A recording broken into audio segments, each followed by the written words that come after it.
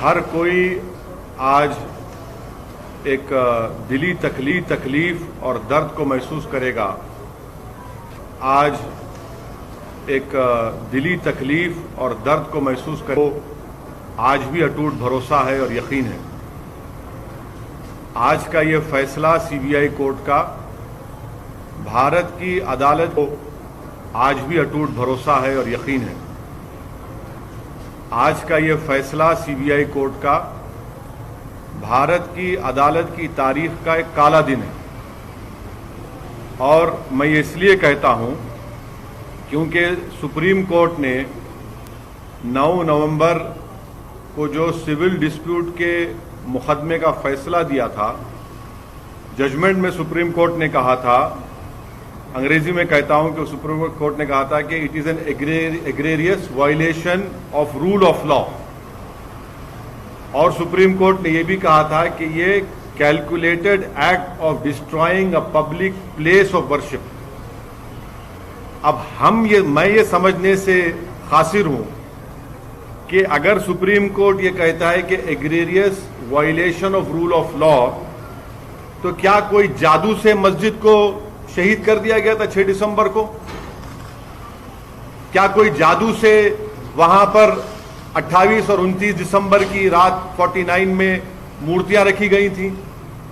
क्या कोई जादू से उसके ताले खोले गए थे जब राजीव गांधी प्राइम मिनिस्टर थे? इसीलिए मैं ये कहता हूं कि सुप्रीम कोर्ट ने जो बात कही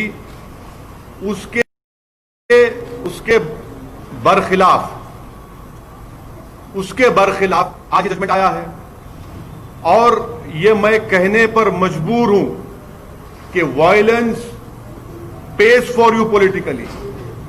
अगर आप वायलेंस करेंगे तो आपको मिल जाएगा, क्योंकि आप अंदाजा लगाइए कि अडवाणी की रथ यात्रा जहां कहीं भी भारत में गई, वहां पर खूनरेजी हुई, मासूम लोगों का कत्ल हुआ, जायदादें जलाई गईं, खानदान उजड़ गए, बर्बाद हुए।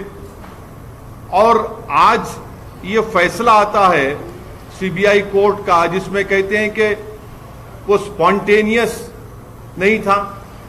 तो हम ये जानना चाहते हैं कि भाई साहब, ये कितने दिन, कितने महीने लगेंगे प्रिपरेशन के लिए ताकि वो स्पॉन्टेनियस ना हो? आप बताइए ना, कितने दिन, कितने महीने लगेंगे जब स्पॉन्टेनियस ना हो? क्या यह बात सच नहीं है कि उमा भारती ने कहा था कि एक धक्का और दो, बाबरी मस्जिद तोड़ दो?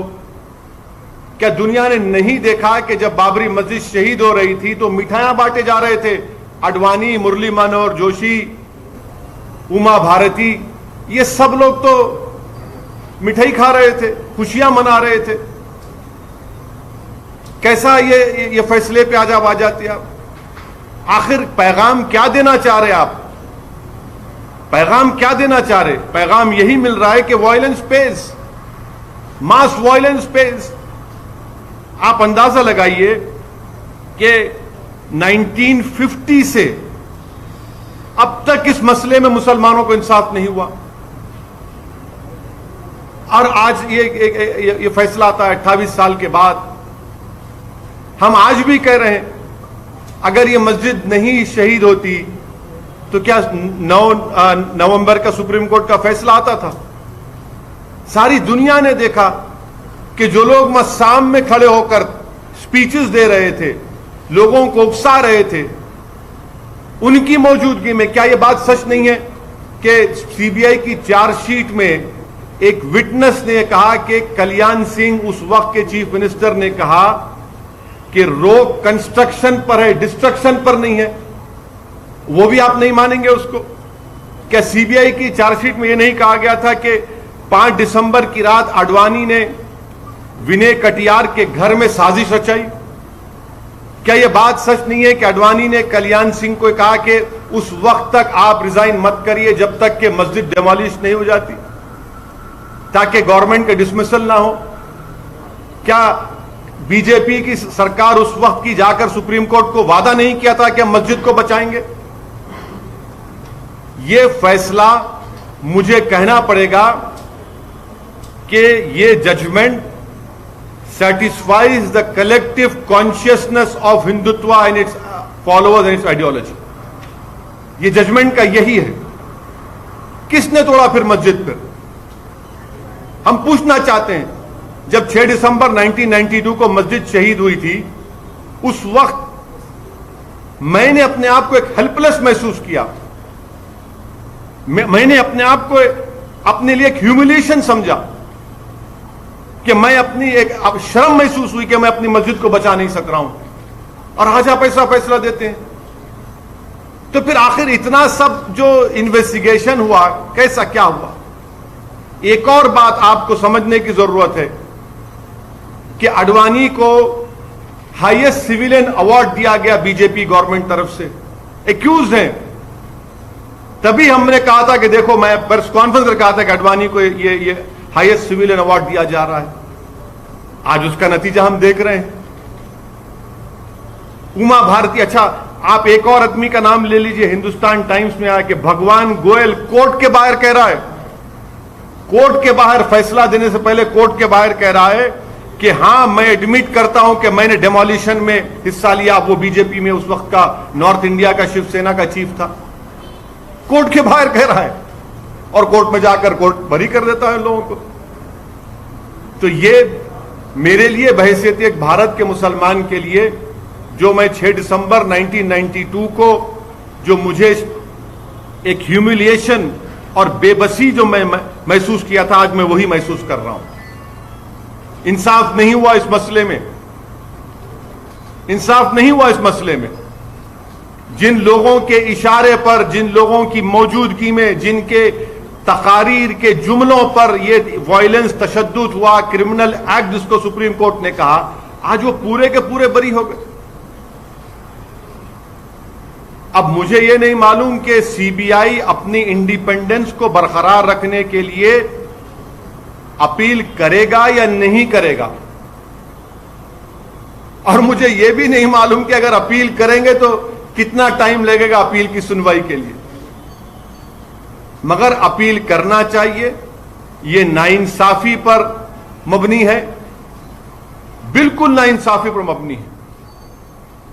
इसको कोई भी सही सोचने वाला भारत का शहरी इसको सवाल करेगा कि भाई ये क्या इंसाफ हो रहा है, क्या ये इंसाफ हुआ? हरगिज़ इंसाफ नहीं हुआ. सारी दुनिया जानती है, सब जानते हैं कि बीजेपी, आरएसएस, विश्व हिंदू परिषद, शिवसेना, इन तमाम की मौजूदगी में और साथ ही साथ कांग्रेस पार्टी, इसकी जड़ कांग्रेस पार्टी है.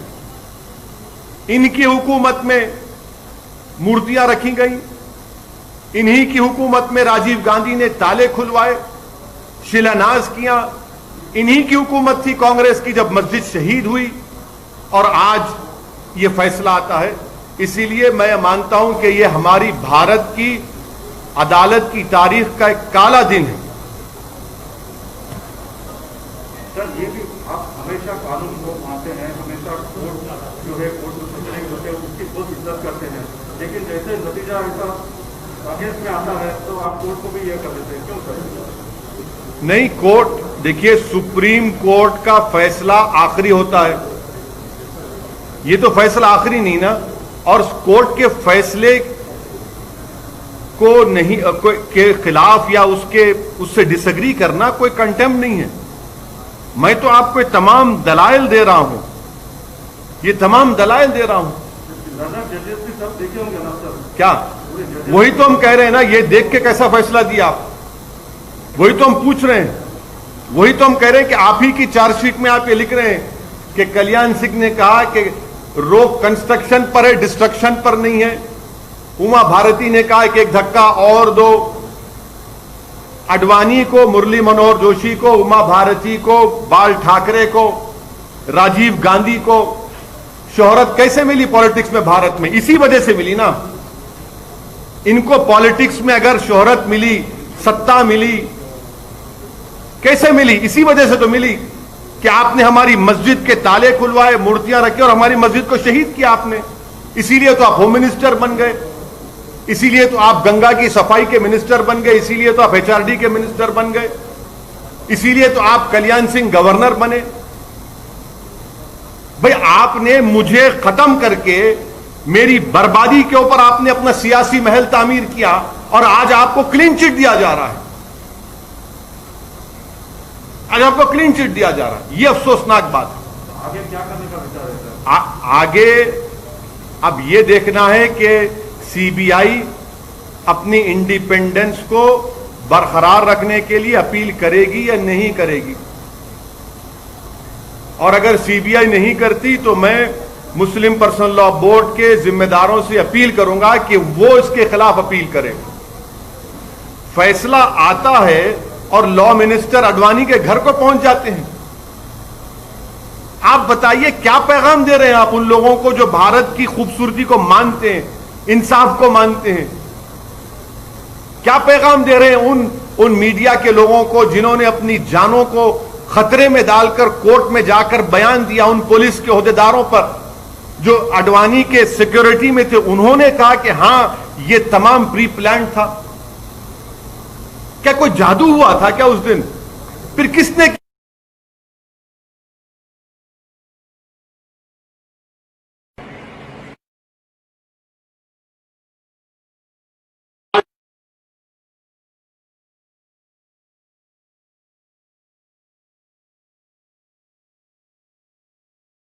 किया? फिर बताइए ना, इंसाफ होगा या नहीं होगा हमको बताइए आप। या इसी तरह हम अपने आंसू बहाते रहे? जमहूरियत को मजबूत करना जरूरी है, इंसाफ को मजबूत करना जरूरी है, मगर यह फैसला आता है। आचार्य कहते हैं कि ये अभी को जानती है बाकी मतलब बाकी है, जहां जहां इस तरह के दाग है उनको जल्द हटाया जाएगा। आप क्या कहेंगे? मैं क्या कह सकता हूं सर, आप अपने टीवी प्रोग्राम पर बोलिए कि रात में 9 बजे एक प्रोग्राम कर लो इनके बयान पर, कर लो ना। आप तो वो भी नहीं करना चाहते, करिए ना। आज आपने बाबरी मस्जिद की डिमोलिशन में जिन लोगों पर क्रिमिनल केस था उनको एक्सोनरेट करके आपने उनको पैगाम दिया है कि चलो आगे चलो, काशी और मथुरा को जो करना है करो, हम तुम्हारो क्लीन चिट देते जाएंगे। जहां तुम्हारी आस्था का मामला आएगा हम उस पर तुमको मदद करते जाएंगे। तुम ठहरो, तुम अंदर घुसकर उसमें ईदगाह में अब दोबारा मूर्ति रख दो, हम तुमको दे देंगे वो। यही तो हो रहा है ना। आप अंदाजा लगाइए रूल ऑफ लॉ फिर क्या होगा। रूल ऑफ लॉ इससे क्या होगा? सुप्रीम कोर्ट ने कहा non egregious violation of rule of law. तो क्या रूल ऑफ लॉ का वायलेशन नहीं हुआ? सुप्रीम कोर्ट ने कहा calculated act of destroying a public place of worship, और आप कहते हैं कि स्पॉन्टेनिटी नहीं थी। फिर क्या होगा? श्री कृष्णा कमीशन मुंबई में, उसका इंसाफ नहीं हुआ। अरे कितने कितने वाकयात जहां पर फसादात हुए मुसलमानों के लिए, दलितों को इंसाफ होता ही नहीं। और आजकल आप आज शाम से आप सुनेंगे कि ये जो बड़े बड़े ज्ञानी लोग हैं, लुक अहेड, भूल जाइए, आगे बढ़िए। अरे आगे कैसे बढ़ेंगे हम? आगे कैसे बढ़ेंगे? सारी दुनिया की आंखों के सामने 6 दिसंबर को मस्जिद को शहीद किया गया, डिमोलिशन किया गया। मैं भूल जाऊं? क्या क्या भूलूं? बताओ मेरे से आप। कितने मेरे बर्बादी के दास्ताने फसाने तुम्हारे सामने रखूं ताकि तुम्हारे कलेजे में जो अगर दिल है तो उसको धड़कन हो, उसको तुम मेरी तकलीफ को महसूस कर सको। क्या पैगाम दे रहे हैं आप इस फैसले से? हम उम्मीद करते हैं कि सीबीआई अपनी इंडिपेंडेंस के लिए अपील करेगा। मुझे नहीं मालूम करेगा नहीं करेगा, तो मैं तो गुजारिश करूंगा all India Muslim personal law board के जिम्मेदारों से कि वो अपील करें इस जजमेंट के खिलाफ।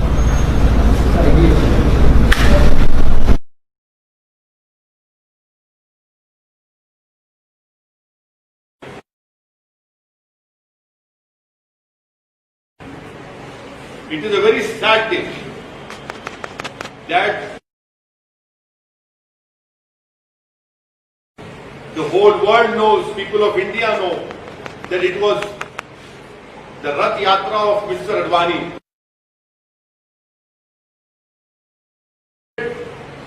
Havoc, it created loss of life of innocent people, it destroyed It was the BJP government of Kalyan Singh which went to Supreme Court and gave a solemn affirmation that we protect the Babri Masjid. The visuals that on the day of 6 December, Mr. Advani, Joshi and all the other 32 accused were sitting on the dais. They were rejoicing in the democracy.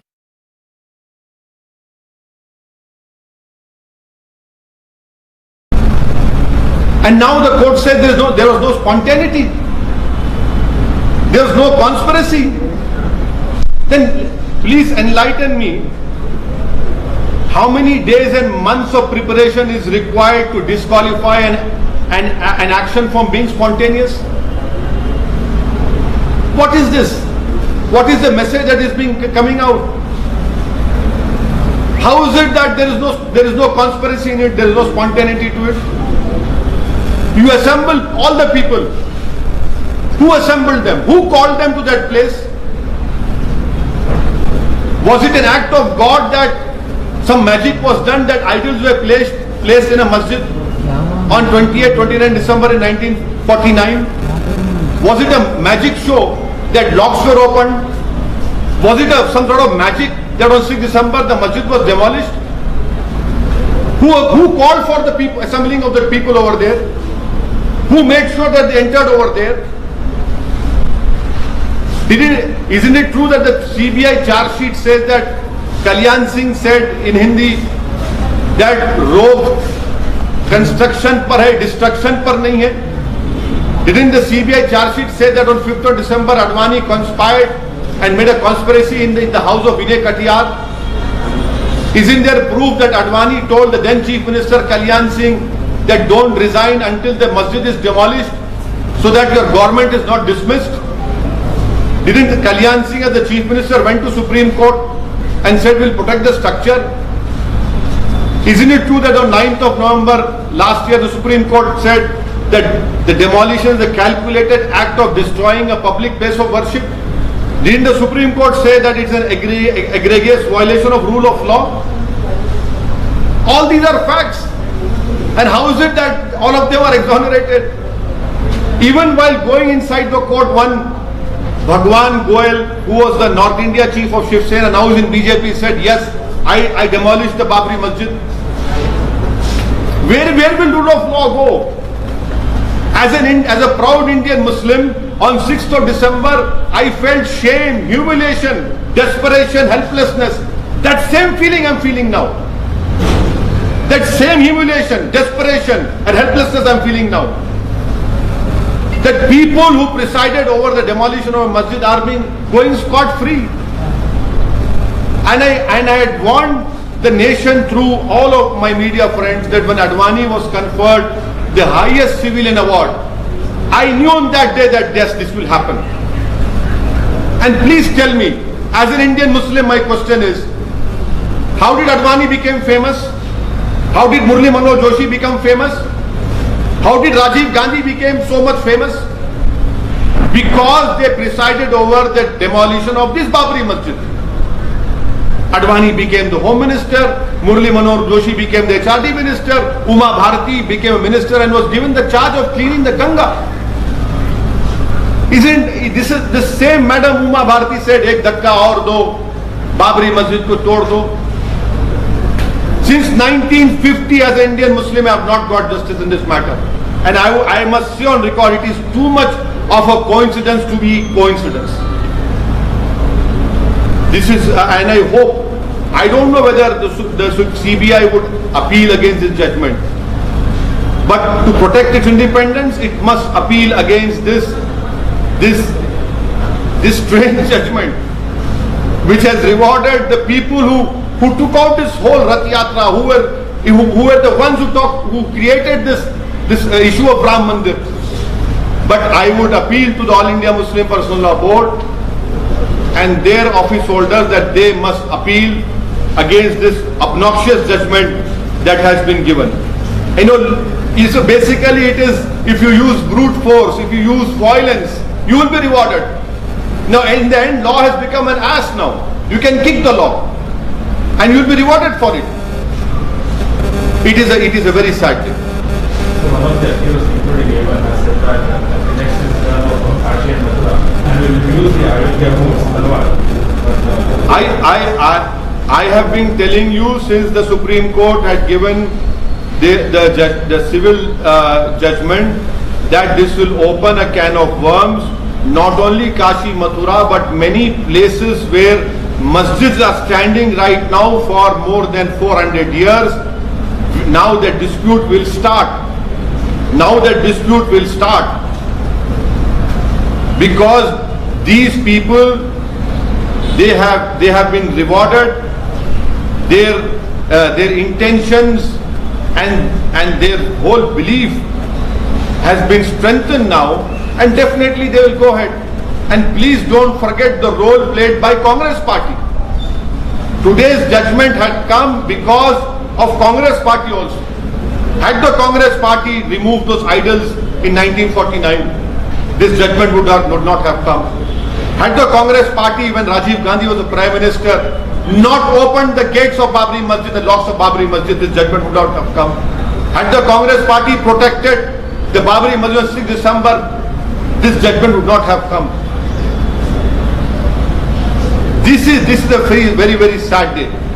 And as an Indian Muslim, I feel a sense of shame, helplessness and humiliation which I felt as a youth. In my younger days in 1992, that same feeling I am feeling now. So will this issue play out in Bihar elections? This issue is an issue of justice. This issue is an issue of ensuring that people who were responsible for the demolition of Babri Masjid should have been convicted. But they have been politically rewarded in the past by becoming the Home Minister, by becoming HRD Minister. In fact, BJP is in power because of the issue. The whole world has seen how politically rewarding it was for BJP when they started the issue of Ram Mandir. And tomorrow many other issues will be opened. Sir, you said Yes, I hope that the All India Muslim Personal Law Board would appeal against this judgment. I don't know about CBI. I cannot speak for CBI, but this judgment satisfies the collective conscience of the Hindutva ideology and its followers. The court observed that evidence against the accused was not strong enough and the incident was not planned. Yes, that is what I have. I knew that you would ask me this question. That is why I had given you, 5 instances of evidence, which unfortunately the court did not even apply its mind to. So it's a long judgment. I can throw more light on it after reading it. I'm told it's 800 or 1000 pages judgment. After reading it only I can say, but if you indulge in violence against the minorities in the name of faith, you will be rewarded. Do you think CBI failed to collect evidence, sir? Well, we'll have to read the judgment, because I really feel embarrassed and ashamed that all those media people who bravely and boldly came to the court and told that we are the eyewitness, we have seen. Those police officers who were discharging the duty of protecting Mr. Advani and other BJP leaders, they gave their evidence that yes, this was a pre-planned demolition. I really feel sorry for them that the courts have not even accepted their statements.